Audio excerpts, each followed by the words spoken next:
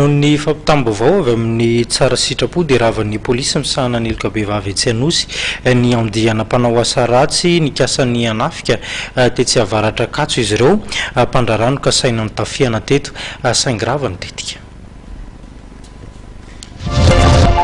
Lehilahy miisa telo mpikambana ao anaty tambajotran-driolahy nanomana fanafiana amin'ny tapedina ny voasambotry ny polisy misahana an'ilka behivavy etsy Anosy sakelika voalohany ny sabotsy 13 Desambra 2024 teo tetsy Tanjombato. Araka ny fanazavana voarainay dia nahazo loharanom-baovao ny polisy fa misy olona mitambasy eny Tanjombato.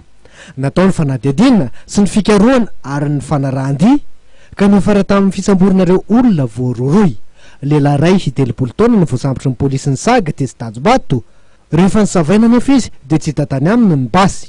Tamin'ny fanadihadiana azy dia nanoro ny namany kosa izy ka hatratehaky ny polisy tamin'io andro io ihany koa ny namany 20 taona teny Tanjombato ihany. Rehefa nisavaina izy dia mbola tsy hita teny aminy koa ilay basy. Ty farany araka izany nanoro fa any amin'ilay namany iray ny basy.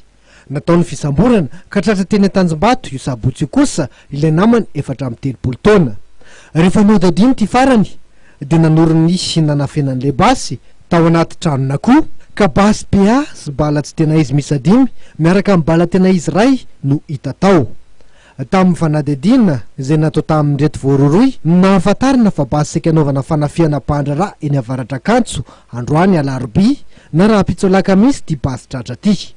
Mariana fa efa nigadra teny Tanora ny reto amin'ny reto jolahy reto izao tratehaka zao natolotra fampanoavana androany reto jola reto.